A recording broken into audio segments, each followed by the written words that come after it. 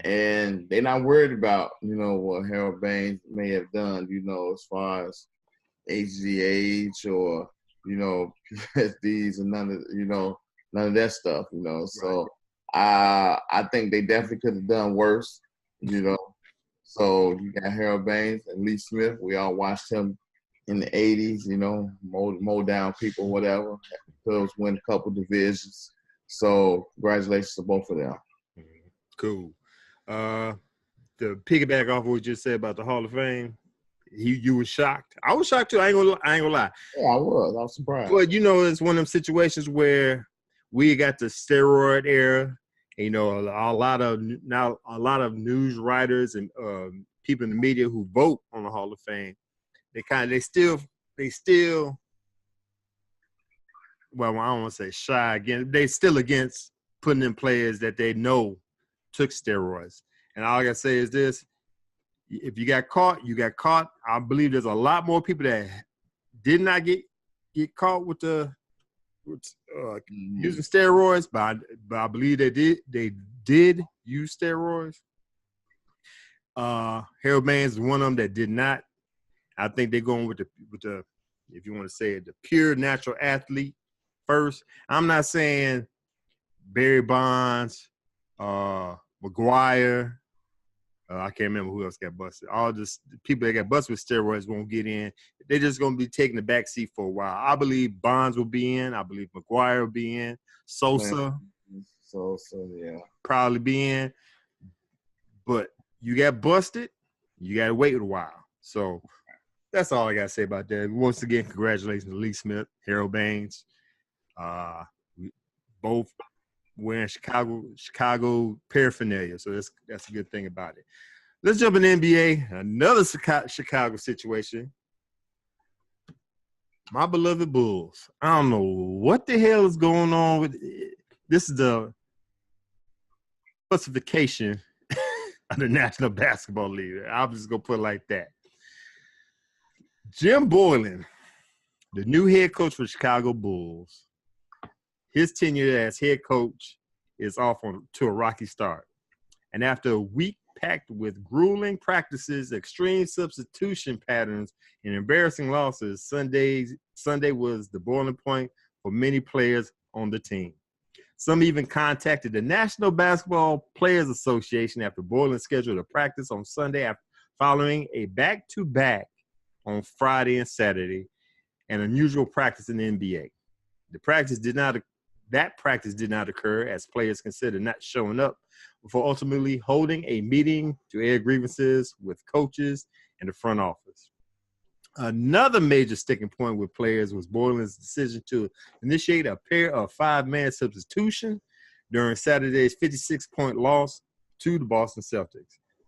Bulls players reportedly felt humiliated by the gesture and then rebuffed Boylen's attempt to draw parallels with legendary San Antonio Spurs coach Greg Popovich. You want to go first? You want me to go first? You go first. Bruh, Chicago Bulls players are softer than baby shit. That's your favorite line. You got to put it on them right there. Don't get me wrong. I'm not even going to put on Jim Boylen is known to be a taskmaster. He's hard on the plays. He practiced hard. He got fired from the University of Utah, famous state, because of his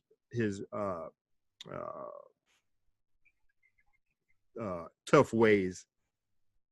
But that's neither here nor there. The Chicago Bulls in disarray anyway. I think they should fire everybody from Paxson to Gar Forman, start anew, get a new regime up in there. But we have to deal with what we got with. Jim Boylen is the coach. Paxson and Foreman co-signed that, put a seal of approval, so he could do whatever the hell he want to do. Now, don't get me wrong. He's saying that the practice on Sunday wasn't going to be hard. I fail to believe that because they said the reason with the loss to the Celtics, the 56-point loss to the Celtics, he sat his starters because he knew they was going to have practice tomorrow. So if you're going to do that, if I'm a starter and you sit me out and I got in my head that we're gonna practice hard because you sit me out for the practice tomorrow, what you expect me to believe? Expect me to do? But it's neither here nor there. Now, yeah, the players and everybody, the critics say, he say he's trying to simulate Greg Popovich, and everybody's saying, you're not Greg Popovich. Well, I can turn around and say, hell, the current Bulls ain't the Spurs. You know what I'm saying? So you got to deal with what you got to deal with. I kind of get it's against the grain of having a back-to-back on Friday and Saturday and then having to practice on Sunday. But that's what the coach want to do. You got to do it. You guys making millions of dollars and you guys out here bitching and moaning like babies about what's going on.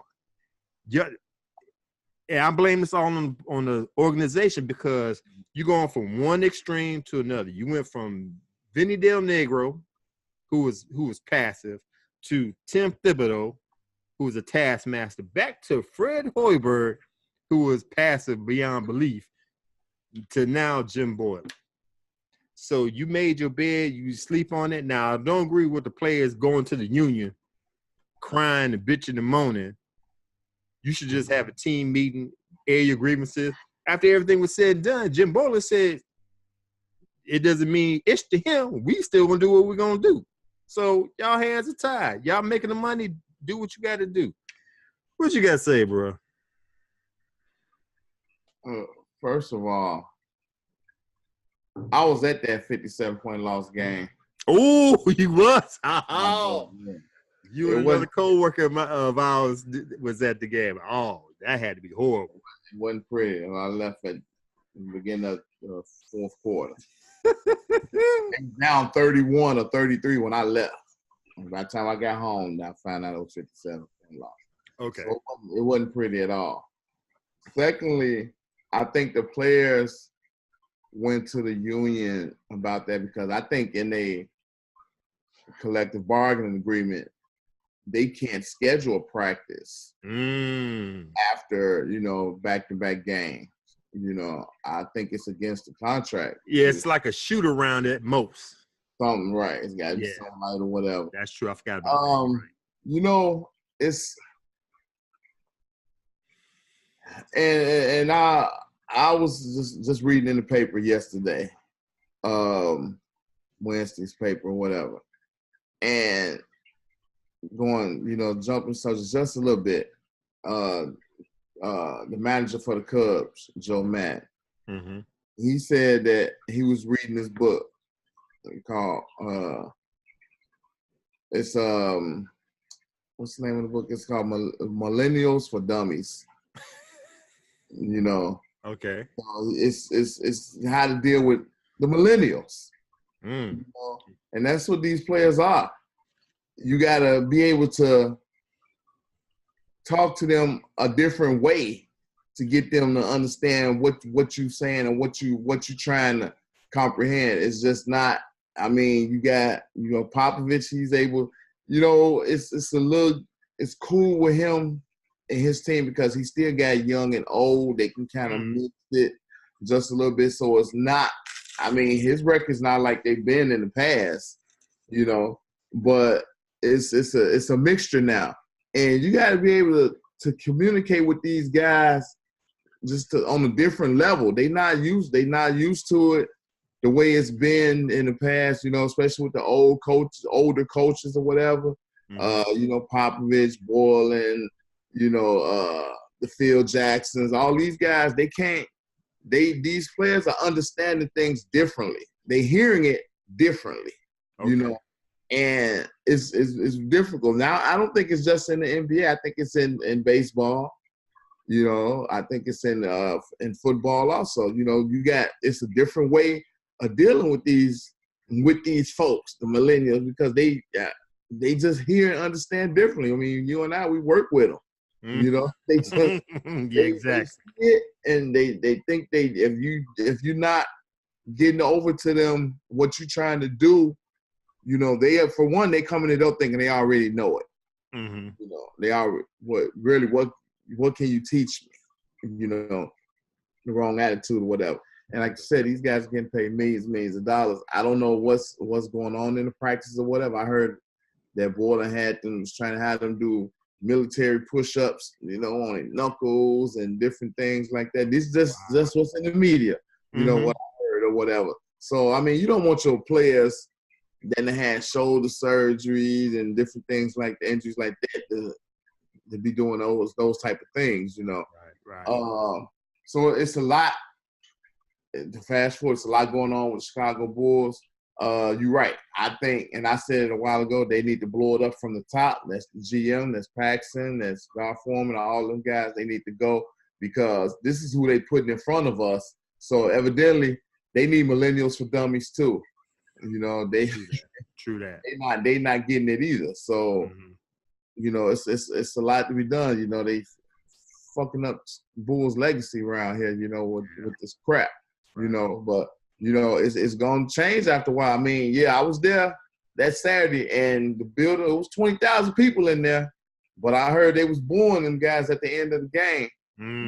So, that 20,000 can get down to 13 real quick. Right. So it's my thought. Made good points, man. I didn't think about that millennial aspect of the situation. And you know what? I think it need to be the compromise. I think that the coaches in the front office need to, like you said, all of them need to read the Millennial for Dummies book and see where the way they think now, and then turn around and the players need to at least compromise with the coaching staff and say, okay, huh? Yeah, definitely. Yeah. And they have to be a compromise. I believe, I like I said, I love the Chicago Bears. I mean, Chicago Bulls. I love the Chicago White Sox, but the owner of the two franchises is Jerry Reinsdorf, and he is loyal to a fault. If you played for him and you got potential to be an executive, it's going to be hard for you to get fired. You know what I'm saying? Win or lose. That with the White Sox, with I can't remember, Kenny.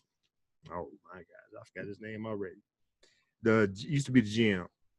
Can't remember, but that's all right. With him, and now with John Paxson. So it is what it is. We got to deal with it. But I just think both sides need to meet in the middle and move on from there. Because right now the Bulls are in last place in the East with a 6-22 record.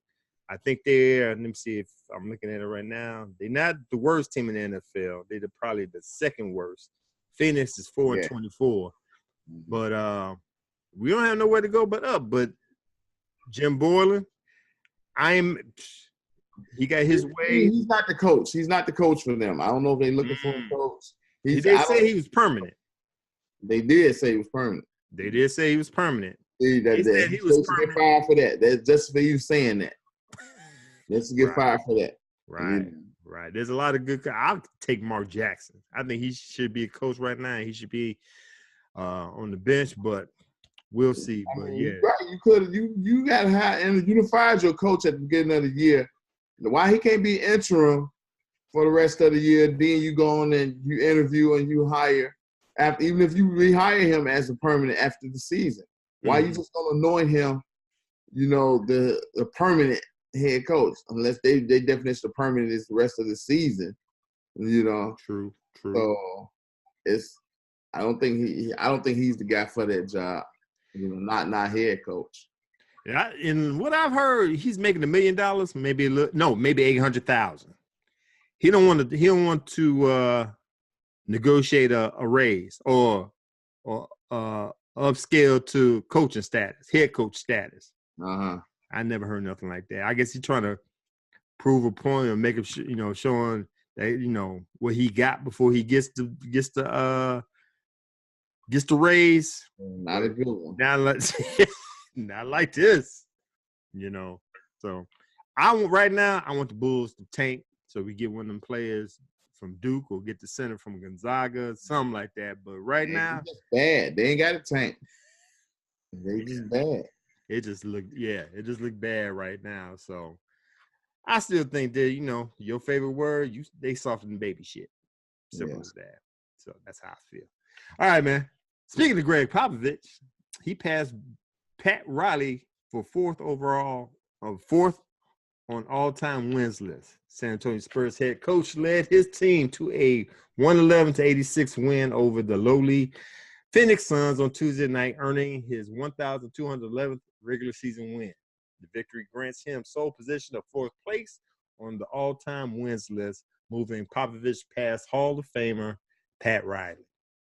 The five-time champion and three-time NBA Coach of the Year award winner began Tuesday night with a career 6.686 winning percentage, which is the fifth highest in league history for coaches with at least 200 games under the belt. Popovich, 167 career playoff victories, also ranked third all-time behind Phil Jackson, who has 229, and Pat Riley, who has 171. So in first place in the wins list is Don Nelson with 1,335. Lenny Wilkins is second with 1,332. Wilkins couldn't play 3 more games. But anyway, Jerry Sloan, 1,221, and Greg Popovich is 1,211. It's hard for me to say Greg Popovich will surpass Jerry Sloan, even though it's only 10. Well, they could win 10 games this year. Yeah. I think he might slide into third place, but with things going on off the court, with his family, he just lost his wife, so that might change the way he's thinking now. So he might have 1 year under his belt. Who knows? But congratulations to Greg Popovich for the milestone. Anything you got to say, bro?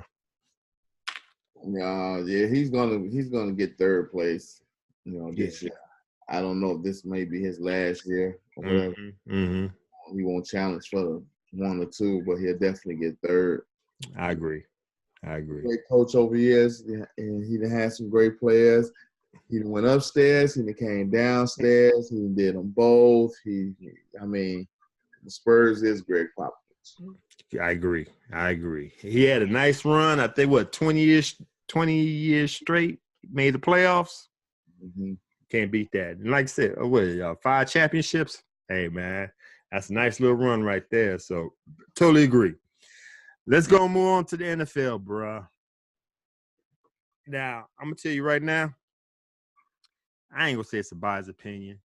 I like the University of Tennessee, the Volunteers. I'm a diehard Denver Broncos fan. I do love my Chicago Bulls, hometown Chicago Bulls, but I'm a diehard. Denver Broncos come first. All right? So when I'm about to cape up for this man right here, even though he was the GM for the Oakland Raiders, I think they treated him wrong and they did him wrong. What I'm saying, Oakland Raiders fired GM Reggie McKenzie on Monday. He was the GM of the Raiders. Like I said, fired on Monday, and McKenzie was given the chance to finish out the season but chose against it. It was reported Sunday that McKenzie wasn't expected to return as the Raiders overhaul their front office this offseason. McKenzie served as the Raiders GM for 7 seasons. During that time, Oakland compiled a 39-70 record. However, he did lead a 2-year turnaround. Oakland was one of the worst teams in the league in 2014 before challenging for the top spot in the AFC in 2016. He was named Executive of the Year after the 2016 season. John Gruden was hired as the team's head coach this offseason and inked a reported 10-year, $100 million contract. He also believed to have roster control. In the time since, the Raiders have traded away Khalil Mack and Amari Cooper, both of whom are leading playoff charges for their respective teams. At 3-10, Oakland shares the worst record in the league and is challenging for the number 1 pick in the 2019 draft. Bruh, the 39-70 record, I'm going to put it out there. You can't put that on Reggie McKenzie. That's just me. For a simple fact, he was hired in 2012. At that time, the team was 4-12. Dennis Allen was their head coach for 3 seasons. So they went 4-12, 4-12, 3-13. He went on to hire Jack Del Rio, who I like. In 2015, They went 7-9. In 2016, they went 12-4. And if it wasn't for an injury to quarterback Derek Carr, they probably would have pushed forward in the playoffs. And like I say, he won the Executive of the Year. So in 2017, they went 6-10. They went on ahead and fired Jack Del Rio and brought in John Gruden, who has not seen the field in 10 years. He's been in the booth. You're going to pay this man $100 million in a 10-year contract. So you know what? That's what got him fired. Right. What got him fired. Right. So now, everything that he built, now, like I remember, don't get me wrong. If the Raiders never be worth shit from now on, it's no sweat off my brow. They could bottom out for all I care. But I just don't like the way they treated McKenzie. Like I said, before the Raiders, he was the director of player personnel with the Green Bay Packers. So I have no love lost between the Packers and the Raiders. But with that being said, Reggie McKenzie broke the front office down, broke the players down, the overpaid players. He had no money to work with. Brought them to recognition in 2016 where they was 12-4. Everything that he built is crashing down now because John Gruden got rid of Khalil Mack. Thank you so very much because he's looking good for the Bears, make the Bears look good. And he got rid of Amari Cooper. And Amari Cooper is balling over there in Dallas. So I feel if I was Reggie McKenzie, I want to bail out too. Give me my parachute. I'm bailing out because I don't know what you're going through. I see what John Gruden trying to do. He's trying to stack up draft picks, but draft picks aren't guaranteed. Just because you got a first round draft pick don't mean you're gonna pick the right one. You get what I'm saying? So, like I said, I think it was. I give it to you. You was right with that 10-year, $100 million contract. We know John Gruden gonna do what he wanted to do. He got roster control. I don't even know who want to be. Hell, you might as well make him GM coach. Ain't nobody want to go over there and GM that team. You know what I'm saying? So all I got to say, all in all, I'm talking around the block. I end up saying, don't put the 39-70 record on Reggie McKenzie. I think he did a hell of a job with the Raiders.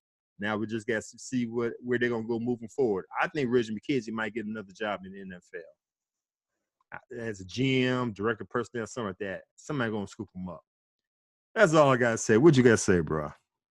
Man, that's crazy. I don't know if he's gonna get another job. I mean, okay, you know, he gave this guy a 10-year, $100 million contract.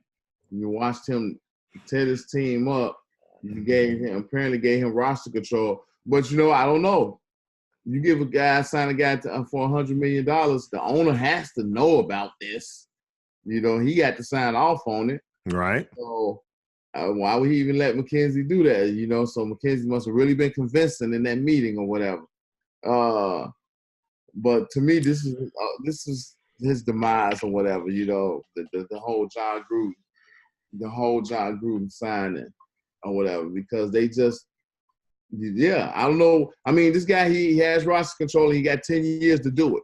You know, he got 10 years to tear it up and rebuild it, and that's looked like the game plan. Mm-hmm. Like I said though, whether it work or not, because you know that's why we gave him 2 first-round picks for Khalil Mack. First-round picks can be a hit or miss. You know, right. You never know. But with Khalil Mack and Amari Cooper, you already know what you got. Exactly. So you already know you got Pro Bowlers over there. You know, so why would you take a chance on getting rid of them for picks that may or may not work out? So, yeah, McKenzie had to go. They got to try to recoup some of this $100 million somewhere. We're going to start with your job, motherfucker. Right. You know, I kind of get where they going now. They was cap strapped. I got that. I believe that's the reason why they can't. They had in their mind they can't sign Khalil Mack. They can't sign Amari Cooper. Because as soon as they got rid of Khalil Mack, first thing he said, we need to find pass rushers. You had one. So that just shows me it was the money situation. But then again, this man making $100 million. I think this is all Mark Davis is doing. I don't think Al Davis would do anything like this. It's a Mark Davis. He's seeing the future. He's waiting for them. He's cleaning shop now. So when they move to Las Vegas, they have money. They have picks. Everybody under rookie contracts and Thank you. Right. Then they can make the moves they need to make. I see it. Don't mean I have to agree the way you did it. You know what I'm saying? Right. I think it was like I said, when John Gruden signed his contract, I'm sure everybody in that front office knew, okay, there's a whole new regime coming up in here. It's going to be, I don't know, want to say mutiny, but a lot of changes going to be happening. And so I'm not mad with McKenzie want to leave bail out now. I just think it's just you're not agreeing with what he's doing. There ain't too much to say. It's all about the money. That's all it is. So, like I said, if Raiders go to hell with it in the handbasket, I'll be the first one to push them off the cliff. So we're just gonna see how that happens, man. Yeah. So, all right, man. Let's go ahead and get with these picks. Now, week 14, I don't know what the hell happened. I don't know it was upset week or whatever. I never seen the Patriots lose to the Dolphins. I didn't see the Steelers lose to the Raiders. There was somebody else out. There was another loss. I was like, what? I can't remember what it is, but man, it was crazy. So after the dust settled, week 14, I went 7-9. You went 8-8. Overall picks, I'm behind you by 3. I went 130-76. You went 133-73. I still got 3. Do I have 3 weeks left? Yeah, I got 3 weeks left. I am trying to keep my winning streak going. I will not have Brandon beat me for the first time. So I got to make some solid picks this week. That being said, man, we got 5 picks in week 15 that we got to go through. Let's go ahead and get them. Starting tonight, Thursday night, we got the Los Angeles Chargers. That's 10-3, going to Arrowhead Stadium to play the Kansas City Chiefs. That's 11-2. It's an AFC West matchup. It's going to be to me, it's going to be a hell of a game. Who I could see. I don't even know if you want to call it an upset. They both evenly matched. To me, I would say the Chargers will come out victorious with this game, but I don't know if the run game, Melvin Gordon, they did good last week. I forget who the Chargers played last week. They played, that'll come up. They did good last week, but you're going up against Kansas City Chiefs, who's trying to win. They already got the playoff berth, like we said off air. I mean, off air. But Patrick Mahomes, bruh. The shit I seen him do last week, he's my MVP. Let me go put out there. At first, it was my picks were Drew Brees, Patrick Mahomes, Phillip Rivers, and Ty Gurley. Ty Gurley's out now. Now it's 3. Phillip Rivers, Drew Brees, Patrick Mahomes. Drew Brees had it because he breaking records and doing the damn thing. But I'm not saying because of last week, but when I see that fool throw a no-look pass, let alone rushing to the right, throwing across his body to the other side of the field to the left on the 4th and 9, where Tyreek Hill caught the pass, I'm gonna have to put Patrick Mahomes as MVP right now. We're going to talk about that in a second. I'm going to ask who you think is MVP. But right now, we're talking about the game. I'm going to have to give it to Kansas City. Kansas City playing at home. They got the playoff berth. They want to keep that first round bye. Chiefs over Chargers, bro. What you got? And he's froze again. Oh. You know, everybody talking about Mahomes and MVP, that's great or whatever. But and then like you mentioned, the no look pass Okay, yeah, that's great too. It's a veteran move, and he pulled it off. Okay. All veteran quarterbacks do it. They look one way and throw it the other way. Look off receivers, look off safeties, whatever. I saw it. I saw it. Okay. Second thing, then when he rolled down through across the body pad, across the field or whatever, it's great because it worked. If it had got picked, everybody would have been saying, "What the hell is he doing?" Everybody knows you don't do that in football. You can't roll and throw back across the field. Defense got all the advantage or whatever, but the defense didn't react to it. The offense got it. You know, it worked. It worked for him. So now, he's great. He's da. Los Angeles Chargers finna go in there and hit them right in their damn mouth, just like these other the Bears and Dallas did to the other high-flying offenses, the Saints and the Rams.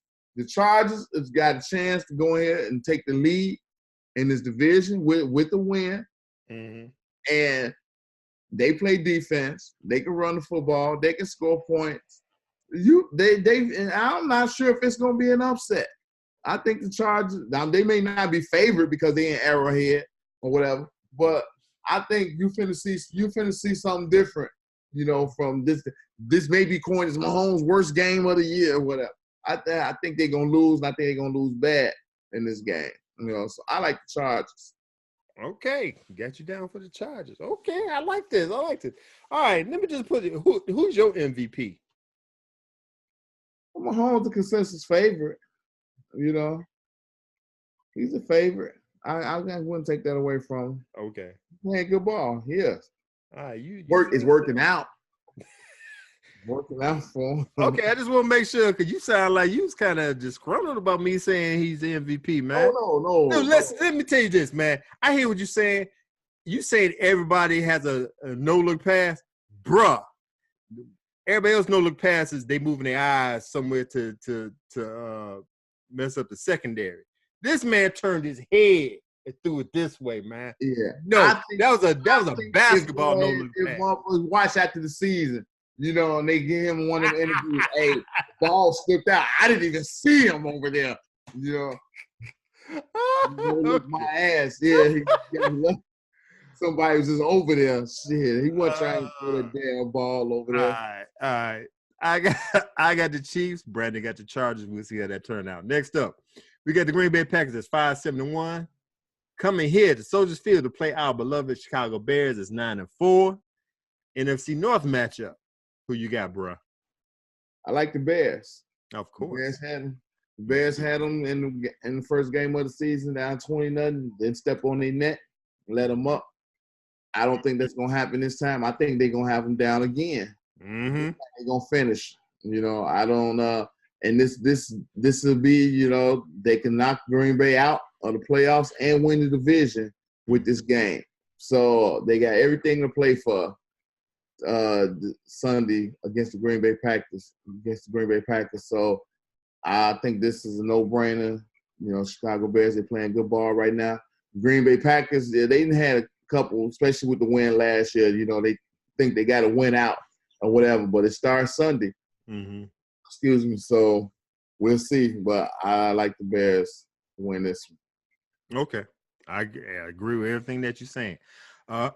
We got a high-powered defense. It was proven last week when they played that high-powered offense of the Los Angeles Rams. Held them to 6 points.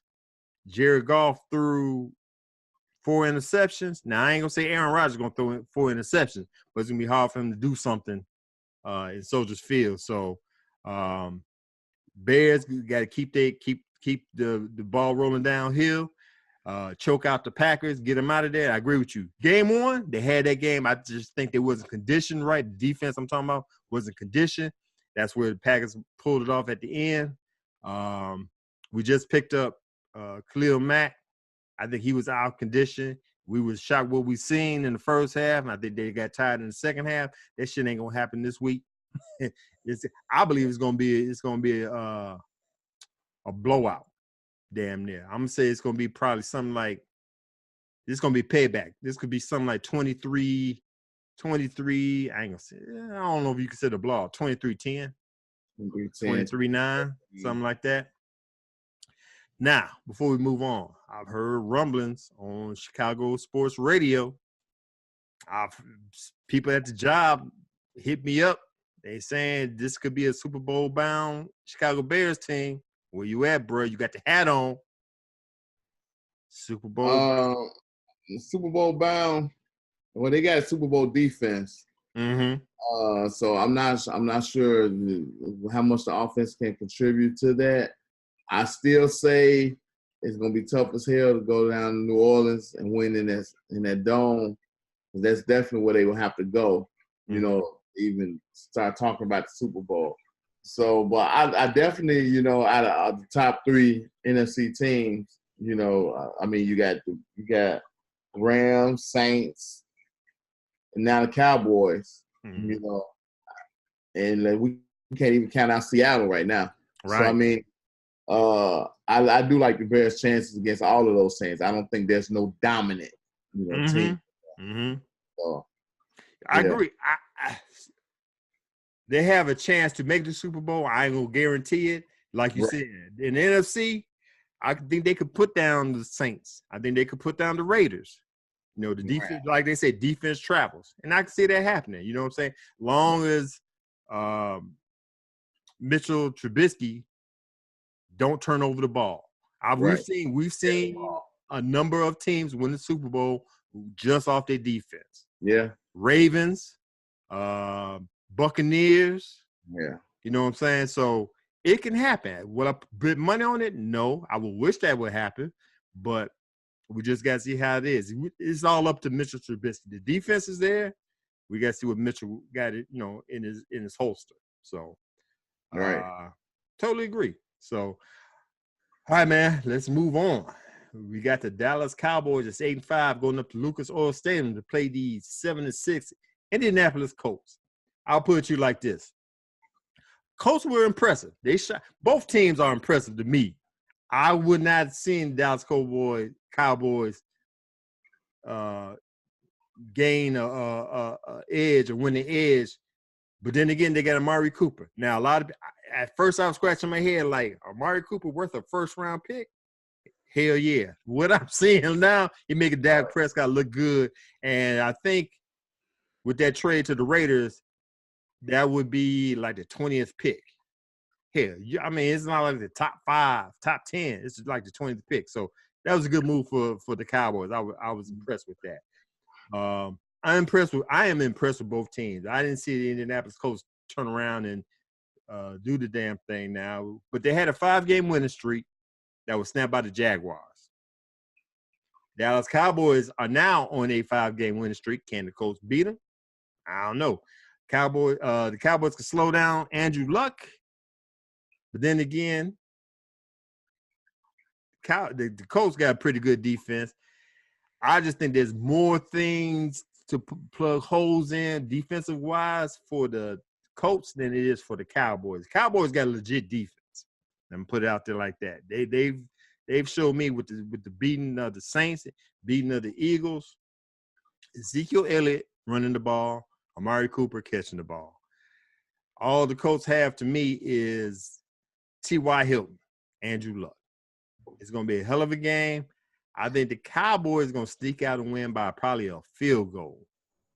I'm not matching up Dak Prescott to Andrew Luck, but I think the Cowboys defense could slow down Andrew Luck. So I'm picking the Cowboys over the Colts on this one. What you got, bro? I like the Colts. I kind of figure you do. I think, you know, every team is different. Yeah, we did watch Dallas shut down the Saints or whatever. But the Colts have been playing real good ball of late or whatever. And I think they're going to get Dallas, you know, a little something different that they ain't seen yet. So I like the Colts over the Cowboys. Okay, cool. We got a lot of games set, man. Oh, I hope I win. Can't have you beat me this year. But anyway, New England Patriots, 9-4, going up to Heinz Field to play the Pittsburgh Steelers at 7-5-1. Normally, I would say it's hard for anybody to go into Heinz Field and beat the Steelers. But I don't know what the hell we got with the Steelers. Losing to the Raiders last week, it shouldn't even been that close. But it is what it is. It seems like when they go out west, they can't come out with a win. Mm. Now, Patriots, that fluke play last week is just what it is, a fluke play. I think they said the Patriots lost 4 or 5 in Miami. Yeah, they just don't play good down there. That's an anomaly. That's down there. That's a whole different animal. We talking about in Heinz Field. I hate to say it because you know how much I hate the Patriots. This gonna be a close game. Now, Big Ben Roethlisberger got the rib injury. And he got to play because you can't put Dobbs in there. Dobbs shows you that he ain't a quality backup. Ben got to play. With that being said, Bill Belichick going to put up a scheme to try to touch Big Ben a couple of times defensively to test that rib cage. Hate to say it, I would pick the Steelers. I know my daughter's gonna be listening to this, and she's gonna be very upset what I'm about to say. But I'm picking the Patriots over the Steelers on this one, man. Steelers, I think the Patriots need this to try to keep that bye. Steelers need this just to stay in the playoff chase because the Ravens are right on their ass. But I just can't see the Steelers coming up out of this one. With Connors hurt, the running back is hurt. Right. You know what I'm saying? So it's just too much going against the Steelers. Patriots over Steelers. What you got, bro? Yeah, this one will knock the Steelers right on out of there. They played around with greatness early in the season with Connors and with the Le'Veon Bell thing, and it was all good as long as everybody was healthy. But they not now, and unfortunately they gotta they.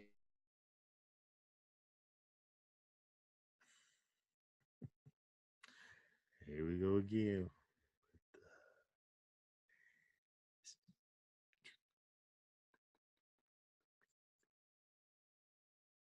They got last week was a fluke game. New England should have won that game or whatever. And it's that's how football goes.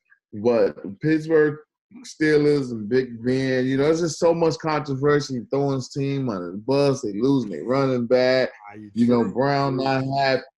It's just a lot going on right now. It's just too much for them to overcome this season, especially in week 15. Have to, the only thing that could be worse is would have to travel to New England, for this win. But that's the only thing they got going for them is that they're at home.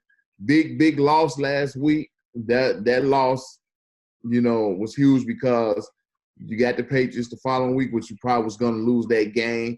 So you had to beat Oakland, and they didn't get it done. So this one's going to probably knock Pittsburgh right on that game, especially since Baltimore is playing pretty good ball right now. So I like New England in this. Okay, cool. Next up, the Monday night game in NFC South matchup. We got the New Orleans Saints. That's 11-2. Going up to Bank of America Stadium to play these lowly 6-7 Carolina Panthers. Who you got, bro? The Saints. The Carolina Panthers is dead in the water. They've been shot in the head. Execution style. They just done. I don't know what the hell happened to them after September, but they done. They shouldn't even. Just hurry up and finish the season off. I know it's 3 games left. If they won out the last 3 games, it still wouldn't be enough for them to do anything. So just line them all up and shoot them all in the back of the head. Yeah, I like New Orleans. Woo! Okay, I'm just gonna put this out there right now. Big Q, Adam, he over here, LEB 412. Uncle Hate, Adam, LEB 412. If it's only gonna be a problem if I'm lying. I ain't lying. I with you. I don't expect no problem. Bro, that's why I mean you like this, man. Because I was gonna say this is gonna be the kill shot. Yeah, that's gonna put them under. Yep, gonna put them under. Yep. Drew, put something in their Gatorade. Let them all just fade away. They done. Woo! I ain't got nothing else to say. Drew Brees. It seems like the Saints got their footing back. They're on the roll. It looks like Cam Newton's hurt. I think his shoulder's messing with him. They ain't got enough to beat this high power offense. The Saints definitely gonna win this game against the Panthers. This is gonna be the kill shot. They'll be in the back of the playoff dump truck next week. There was something I was gonna say about just to let you people know out there know. Team Boy Big Q from Team Boy TV. Me and him got a bet. I feel bad now because the news I just heard this morning. If the Panthers make it to the playoffs and the Eagles don't, I would have to wear Carolina paraphernalia on the next Team Boy TV live show. If the Eagles make the playoffs and the Panthers don't, he gonna give me a 10-pack of one of my favorite cigars, Padron 3000. It seems like it's gonna be a draw because we know this is gonna be the kill shot on the Panthers, and we just found out this morning that Carson Wentz has a fractured vertebrae. I don't think he's gonna play the rest of the season. And I know last season he was out with the ACL, and Nick Foles carried them to the Super Bowl and won it. This is a whole different season. We might find, how Nick Foles had a great season when he played with the Eagles. When he played with the Eagles before, then he just lost it. I think last year was his parade. Now he ain't gonna be playing worth ish right now. So I think it's gonna be a draw. I ain't gonna get my cigars. He ain't gonna get what he want with me wearing Panthers paraphernalia, but it is what it is. But I will admit, this is gonna be the kill shot here. Oh yeah, it's gonna be done, and Saints gonna win. So I agree with you on that. All right, those are picks. You can read the rest of our picks on our blog page at getwiththesports.wordpress.com. Bruh, if you don't have anything else to say, we could go ahead close shop. Let's do it. All right, man. For everybody out there, we want to thank you for watching the 2 Cents Deposit on Sports podcast. Once again, while you are here, click the subscribe button so you'll be alerted to all the stuff that we have here at Get With It Sports 2 YouTube channel. You can find us on Twitter. Me at Get With It Sports. Brandon at LEB412. Uncle Hate. Big Q. Find Brandon at LEB412. You can read our post on our blog page at getwiththesports.wordpress.com. You can follow us on Facebook, Instagram, /Get With It Sports. And if you need to get in contact with us, you can email us at Email us at getwiththesports2, that's number 2, @gmail.com. Once again, I'm your boy Glass. And I'm Brandon. As always, be good, be safe, get with it.